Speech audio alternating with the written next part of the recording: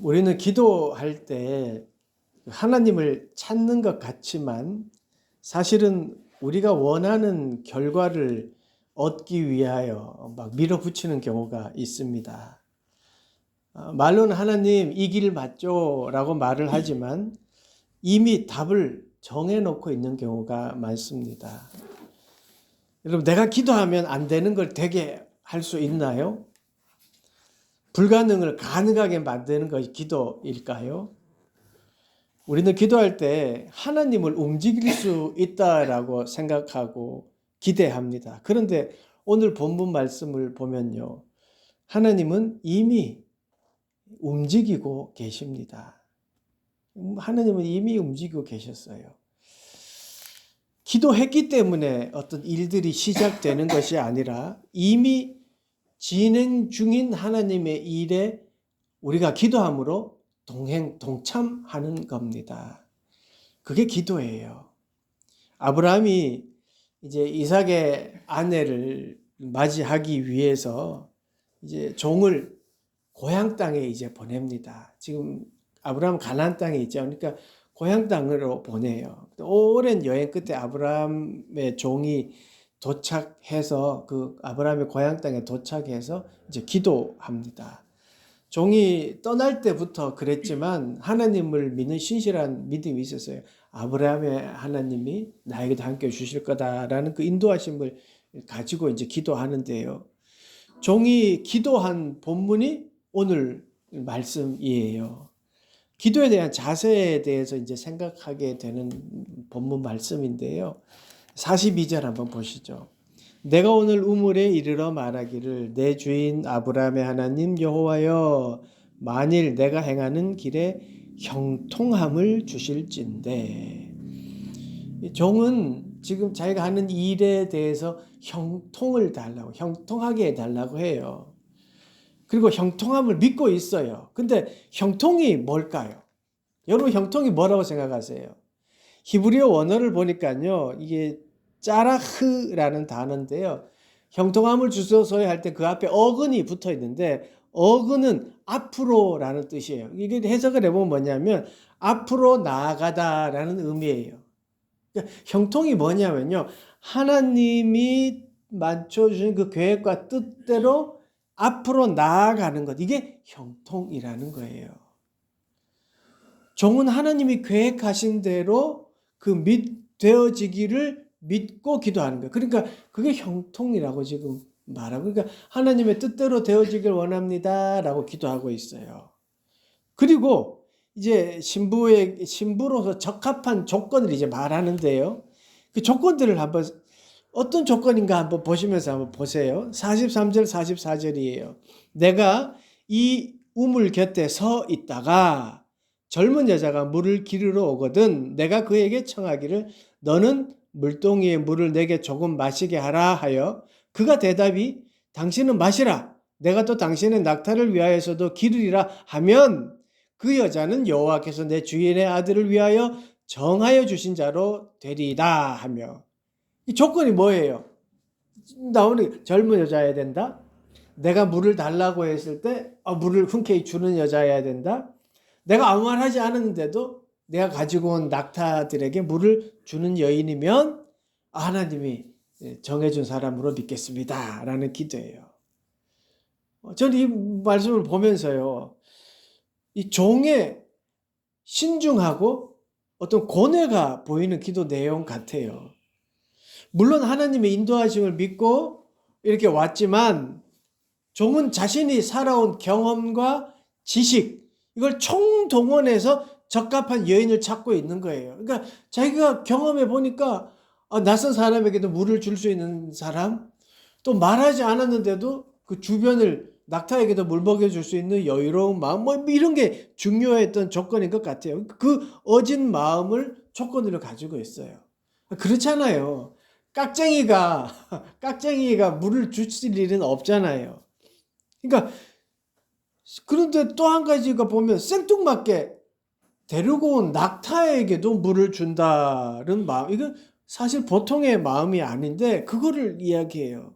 그리고 지금 물을 주는 것이 냇가가 아니에요. 우물이에요. 우물. 우물은 물을 길어 올리는 거예요. 요즘 젊은이들은 아마 한 번도 경험해보지 못했을 거예요. 우물물 뜨는 거예요. 이게 쉽지 않잖아요. 그죠? 이게 물을 떨어뜨려서 경험해 보셨어요? 아, 다들 서울 살아서 경험 못 해보셨죠? 우물은요, 이게 물을 떨어뜨리면 그 바게스가요, 물에 툭 떨어져 이렇게 끌어올리지, 안 그러면 휘휘 저어서 물을 뜰 수 있도록 만들어야 돼. 그러니까 이게 우물이 뭐냐면, 이 뭐 바구니 같은 거를 줄을 달아서 밑에 떨어뜨려서 물을 올리는 그런 시스템이에요. 그런데 제가 한번 동물 사전을 찾아보니까 낙타가 물을 얼마나 먹나 살펴봤더니 한 번에 먹는 양이 80에서 100리터예요. 그러니까 종이 지금 가지고 간 말이 10마리거든요. 그럼 우물에서 한 번 끌어올리는 물이 한 20리터라고 한다면 적어도 40번에서 50번은 물을 끌어올려야 되는 거예요. 그런 중노동을 하는 거예요. 그러니까 지금 종이 신부가 될 사람은 그 조건에 맞아야 된다고 하는 거예요. 그런 기도의 제목을 놓고 이 조건을 지금 기도하고 있어요. 어떻게 보면 종이 생각하기에 가장 좋은 종의 모습을 자격을 갖춘 기도라고 이제 기도를 하는데 맞는 것 같기도 하고 또 한편으로는 걱정되는 부분이 있기도 한 그런 기도인데요. 그런데 이 기도와는 달리 더 놀라운 일이 일어납니다. 45절 보세요. 내가 마음속으로 말하기를 마치기도 전에 이 기도를 마치기도 전에 어떤 일이 났냐면 리브가가 물동이를 어깨에 메고 나와서 우물로 내려와 깃기로 내가 그에게 이르기를 청하건대 내게 마시라 한즉 마시게 했어요. 기도가 끝나기도 전에 기도 응답이 왔어요. 기도한 대로 여인이 물동이를 들고 와서 물을 길어요. 기도한 대로 됐어요. 자, 보세요. 종의 기도가 막 능력의 기도라서 지금 즉각적으로 이루어졌나요? 아마 간절했고 막 금식기도 했기 때문인가요? 아니면 큰 소리로 막 방언으로 기도했기 때문에 응답이 왔나요? 아니에요. 마치기도 전에 기도 응답이 이루어졌어요. 무엇을 말합니까? 하나님의 역사예요. 하나님은요, 이미 역사하고 계셨어요. 아브라함에게 약속하셨던 그 자손의 복을 계획하고 계셨던 거예요. 그러니까 이삭에 대한 그 아내도 이미 준비하고 계셨던 거예요. 그러니까 종의 기도를 통해 드러내셨어요. 만약에요, 종이 기도하지 않았다면 어떻게 됐겠습니까?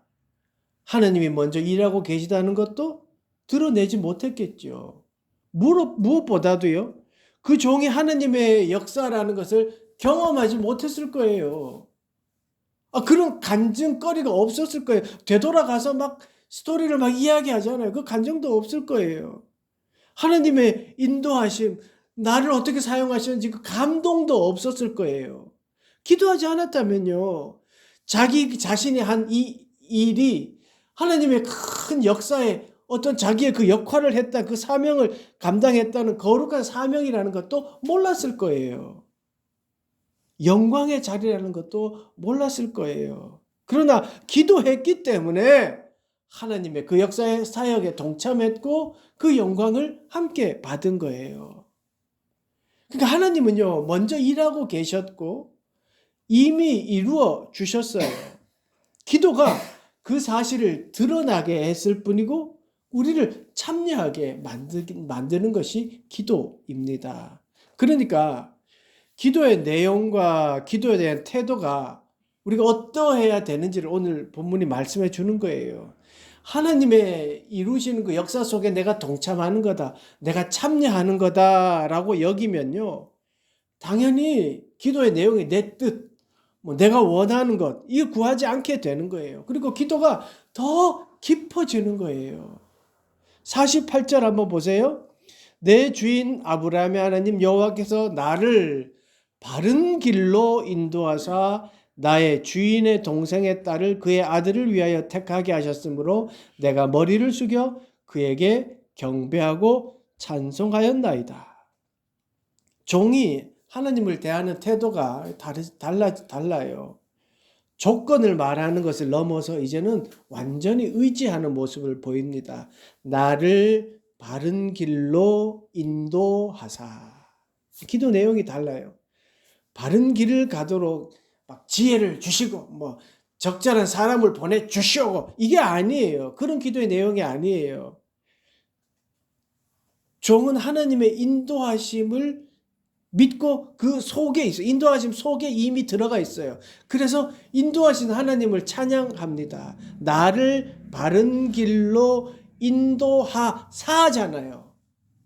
인도해 줄 줄로 믿습니다가 아니라 나는 이미 하나님의 바른 길에 지금 들어서 있다는 거예요. 그래서 하나님을 찬양하고 고백해요. 그래서 하나님을 인도해 주신 그 신부감을 주신 하나님, 예배하신 그 하나님을 예배하고 찬양하고 있습니다. 여러분, 바른 길이라는 게 뭐예요? 하나님이 가시는 길이 바른 길이에요.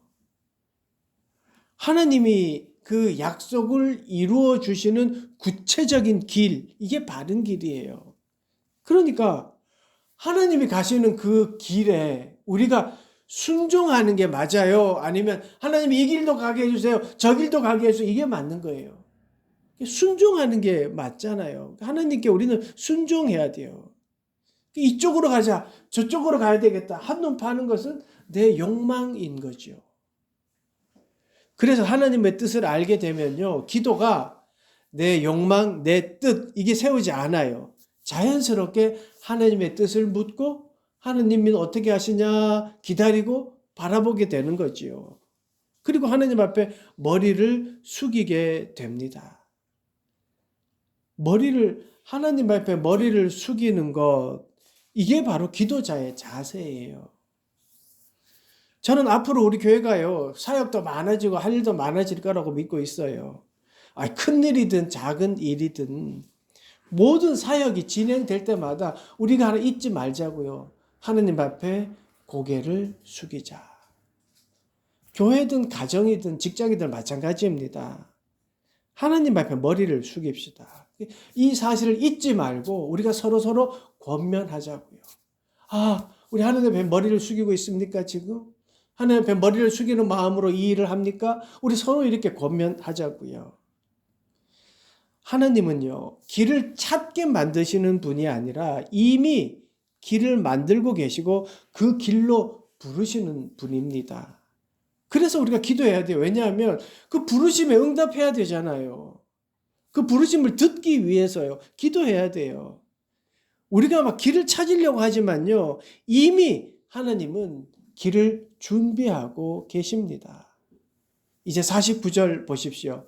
이제 당신들이 인자함과 진실함으로 내 주인을 대접하려거든 내게 알게 해주시고 그렇지 아니할지라도 내게 알게 해주셔서 내가 우로든 좌로든 행하게 하소서. 모든 게 이제 막 진행이 다 된 다음에요, 지금 리브가의 아빠가 찾아가 지금 아빠가 아니죠, 삼촌에게 찾아가서 이야기하는 거예요. 어떻게 할 거냐? 결단을 촉구하는 모습이에요. 전적으로 하나님을 의지한 종은요, 뭐가 중요한지를 이제 아는 거예요. 하나님의 인도하심에 내가 지금 뭘 해야 되는지를 알고 있어요. 요거를요, 공동 번역으로 제가 읽어 드릴게요. 그러니 이제 제 주인에게 참 호의를 베풀어 주시려거든 그렇다고 말씀해 주십시오. 아니면 그렇지 않다고 말씀해 주십시오. 그래야 저도 제 길을 찾겠습니다. 아니, 지금 모든 게 하나님의 뜻대로 됐고 예상치 못하게 기도도 응답도 빨리 받았어요. 하나님의 뜻이 확실해졌어요. 근데 지금 종은 뭐예요?